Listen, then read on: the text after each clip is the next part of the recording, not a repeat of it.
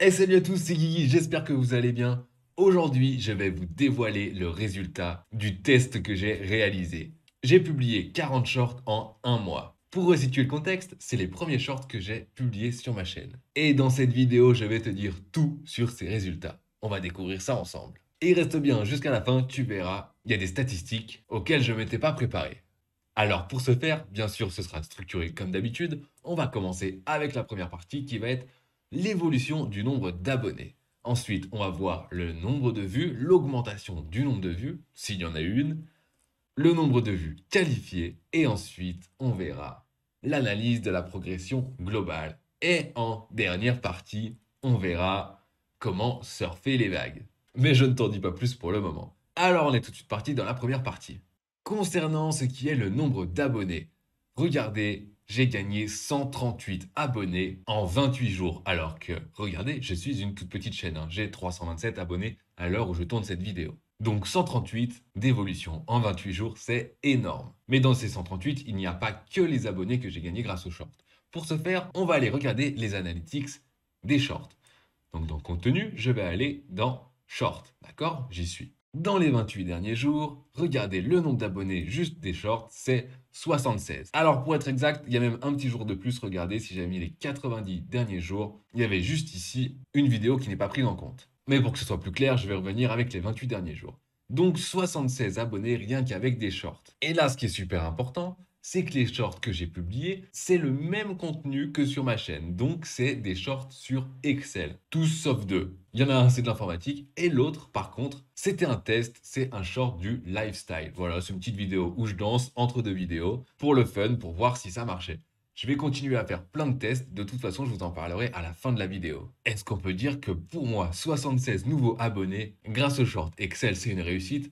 Bah oui, hein. Franchement, c'est une super réussite. Je m'attendais pas à ce que j'en gagne autant. Puisque pour faire 40 shorts, ça m'a pas pris 40 jours. En réalité, comme c'est des sujets que j'avais déjà traités en vidéo plus longue, ça m'a même pas pris beaucoup de temps. Et ce qui est intéressant aussi, c'est que regardez, j'ai eu 9800 vues. Donc 9800 vues que je n'aurais pas eu si jamais je n'avais pas fait ces shorts. Et comment je peux en être sûr? Eh bien tout simplement, on va aller regarder l'audience.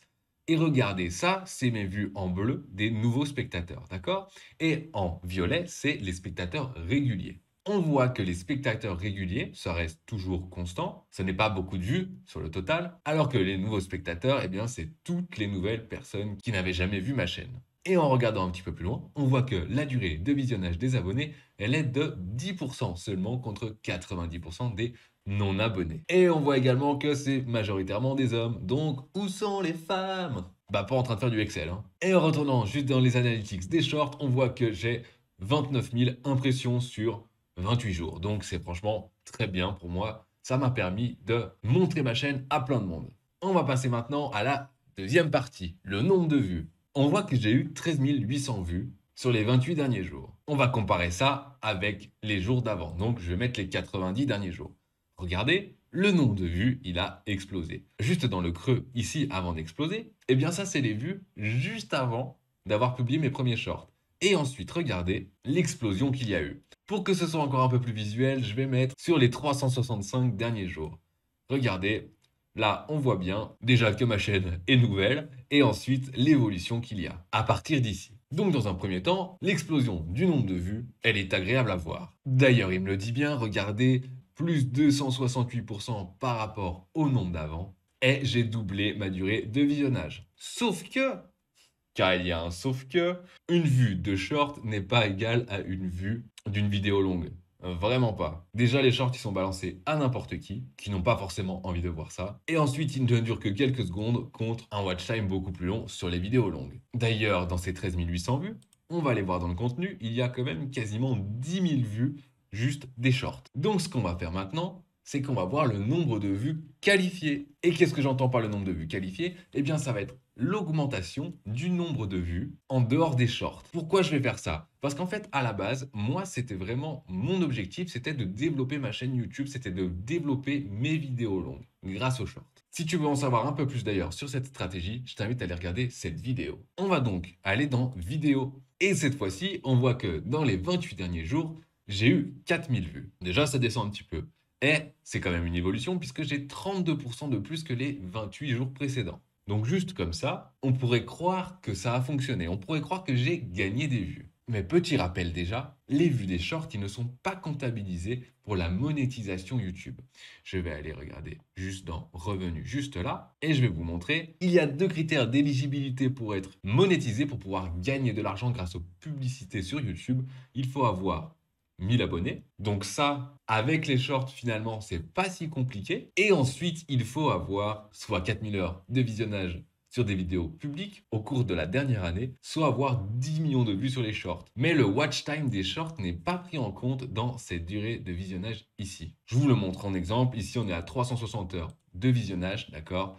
Alors que sur ma chaîne, regardez, depuis toujours, je suis à 427. La preuve que ce n'est pas pris en compte. On va passer à ma partie préférée, l'analyse de la progression. Et c'est avec cette analyse qu'on va pouvoir répondre à la question, est-ce que ces shorts ont vraiment développé ma chaîne YouTube? Autrement dit, est-ce que ceux qui ont visionné ces shorts et qui se sont abonnés à ma chaîne, ils ont également regardé des vidéos longues? Pour ce faire, on va analyser la source de trafic. En bleu, vous avez les shorts. En vert, la recherche YouTube. Ensuite, vous avez suggestions de vidéos et fonctionnalités de navigation en orange et en violet respectivement. Et grâce à ça, on va voir en fait d'où vient vraiment l'évolution du nombre de vues sur ma chaîne, de vues qualifiées. Ici, les flux shorts, regardez, bon, mais ça va en dents de scie. Ça fait des vagues. C'est d'ailleurs pour ça que ma dernière partie s'appelle Surfer les vagues. Pour que ma stratégie ait fonctionné, il faut en fait que les suggestions de vidéos et les fonctionnalités de navigation aient augmenté.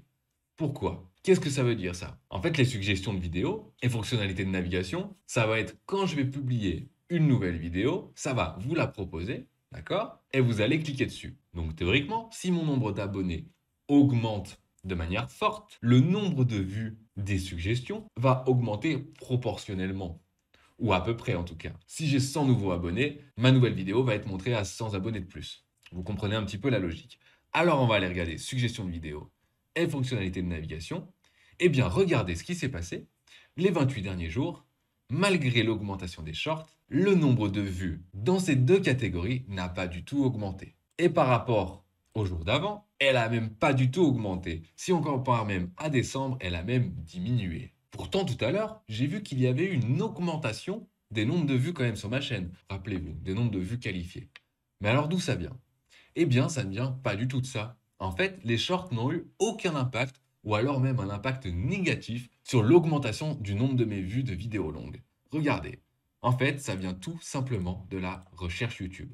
Ma recherche YouTube, quant à elle, sur les 90 derniers jours, a augmenté. À partir du 3 février, ça a commencé à augmenter un petit peu plus. Mais ça n'a rien à voir avec les shorts. C'est tout simplement que ma chaîne, en fait, est faite avec énormément de vidéos qui sont pour la recherche YouTube et que ça met du temps à monter. Ça augmente de manière exponentielle. Comme ceci d'ailleurs. Si on met les 365 derniers jours, on voit bien l'exponentialité du nombre de vues. Et également le fait que j'ai publié de nombreuses vidéos. J'ai continué de publier, donc forcément, plus il y a de vidéos, plus il y a de chances d'avoir des vues. Quand on regarde bien sûr les 28 derniers jours, on voit que ça fait une évolution et que c'est grâce à cette évolution et uniquement en fait grâce à cette évolution que le nombre de vues de vidéos longues sur ma chaîne a augmenté. Et si toi tu m'as connu dans les shorts, eh ben n'hésite pas à le dire en commentaire parce que peut-être j'ai pu faire une erreur d'analyse. Donc on va passer maintenant à la dernière partie, surfer les vagues. Pourquoi je vous dis qu'il y a des vagues? On va remettre les flux shorts. Regardez bien ce qui s'est passé. J'ai des super vagues sur mes shorts. Alors pourquoi?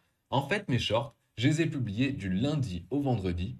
Et le samedi et dimanche, je n'en ai pas publié, sauf une fois. Comme c'est une chaîne d'informatique, je me suis dit, je vais publier des shorts que la semaine. Mais regardez ce qui s'est passé. En tout cas, ce que je pense qui s'est passé, et je vais essayer de valider cette théorie d'ailleurs, avec un nouveau test que je vais réaliser dans pas longtemps. Les shorts, plus on en publie, et plus il y a d'impressions. Regardez, j'ai commencé à en publier, et plus j'en publiais, et plus il y avait d'impressions. Ensuite, j'ai arrêté de publier pendant 2 jours, donc c'est complètement redescendu quasiment à zéro. Et quand j'ai repris, qu'est-ce qui s'est passé? Eh bien, mes shorts n'ont pas eu beaucoup d'impressions. Ils n'ont pas été montrés à beaucoup de monde les premiers jours. Ensuite, ça a commencé à réaugmenter au fur et à mesure. J'ai arrêté de publier, je suis reparti à zéro. Et ça a recommencé encore 2 fois. Qu'est-ce que j'en ai tiré comme conclusion? Ben, tout simplement, les shorts, si vous voulez en publier, il faut en publier tous les jours. Vaut mieux en mettre un tous les jours que par exemple, comme je l'ai fait, 8 sur 4 jours. Et ensuite, 2 jours avec rien. La continuité des shorts va permettre de les montrer à un maximum de monde. Et dès que tu t'arrêtes, ça pardonne pas, hein. Ils sont plus montrés à personne.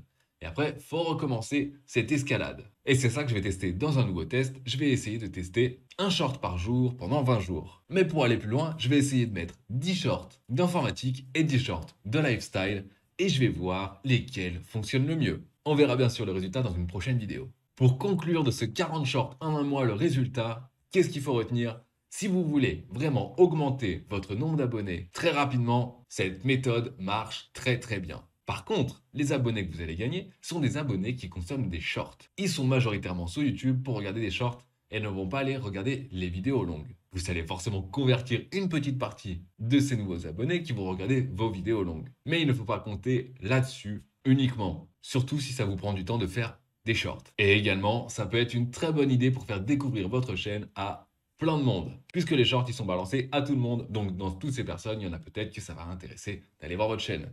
C'est quand même de la pub gratuite, c'est toujours ça de gagner. Par contre, attention, je rappelle quelque chose de très basique. Il faut que les shorts soient en rapport avec votre contenu, avec votre niche de vos vidéos longues. Puisque si ça n'a absolument aucun rapport, eh bien les vidéos longues que vous allez publier vont être montrées à vos abonnés, même ceux qui consomment des shorts, et ils vont pas les regarder, et du coup ça va plomber vos statistiques. Donc ce serait une très mauvaise idée. Voilà pour cette petite conclusion. Reste en alerte parce que j'ai bientôt des nouveaux tests qui vont sortir. Par exemple, ces shorts que j'ai publiés sur YouTube, je les ai également publiés sur TikTok. Et là, on va voir la différence d'impact entre les deux plateformes. Et vous allez voir, c'est impressionnant. En sachant que sur TikTok, j'avais 0 abonnés à la base. Je l'ai créé uniquement pour faire ce test. La vidéo sort bientôt. En tout cas, pour le moment, moi je te dis merci d'avoir regardé si tu es encore là. N'hésite pas à aller faire un tour sur mon site internet www.dlsolutions.fr et moi je te dis à très vite pour une prochaine vidéo. Et abonne-toi si ce n'est pas encore fait. Allez, ciao!